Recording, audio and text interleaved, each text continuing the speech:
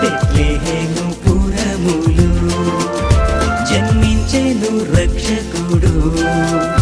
బెత్లెహేము పురములో పరలోక దూతాడి ఆనందముతో స్తోత్ర గీతము పాడిరి. పరలోక దూతాడి ఆనందముతో స్తోత్ర గీతము పాడిరి. జన్మించెను రక్షకుడు బెత్లెహేము పురములో. జన్మించెను రక్షకుడు బెత్లెహేము పురములో. పరలోక దూతాడి ఆనందముతో స్తోత్ర గీతము పాడిరి. పరలోక దూతాడి ఆనందముతో స్తోత్ర గీతము పాడిరి.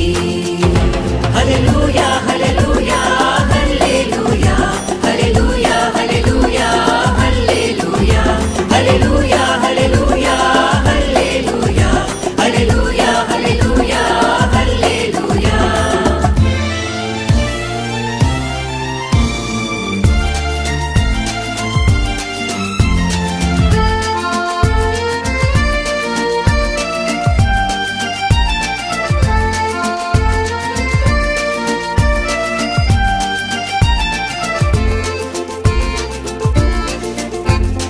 ఆకాశాన తారను చూచిన తూర్పు దేశ జ్ఞానులు ఆ తార వెలుగును వెంబడించి బెత్లెహేము చేరి.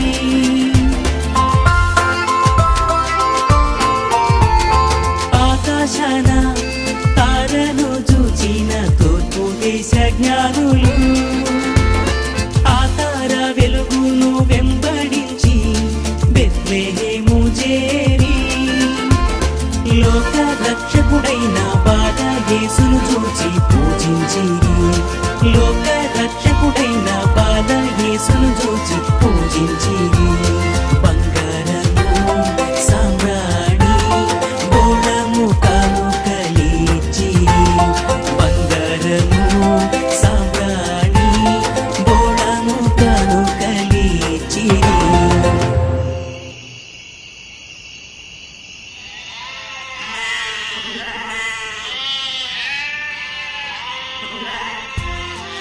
ఆ దేశములో కొందరు గొర్రెల కాపరులు పొలములో ఉండి రాత్రివేళ తమ మందను కాచుకొనుచుండగా ప్రభువు దూత వారి యొద్దకు వచ్చి నిలిచెను. ప్రభువు మహిమ వారి చుట్టూ ప్రకాశించినందున వారు మిక్కిలి భయపడిరి. అయితే ఆ దూత, భయపడకుడి, ఇదిగో ప్రజలందరికీ కలుగబోవు మహా సంతోషకరమైన సువర్తమానము నేను మీకు తెలియజేయుచున్నాను. దావీదు పట్టణమందు నేడు రక్షకుడు మీ కొరకు పుట్టియున్నాడు. ఈయన ప్రభువైన క్రీస్తు. దానికిదే మీ కానవాలు. ఒక శిశువు పొత్తిగుడ్డలతో చుట్టబడి ఒక తొట్టిలో పడుకొనియుండుట మీరు చూచెదరని వారితో చెప్పెను.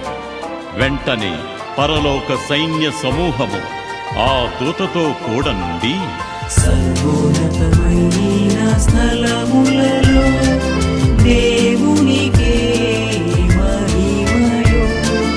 ఆయనకిష్టులైన మనుషులకు భూమి మీద సమాధానమును కలుగునుగాక అని స్తోత్రము చేయుచుండెను. హల్లెలూయా హల్లెలూయా హల్లెలూయా హల్లెలూయా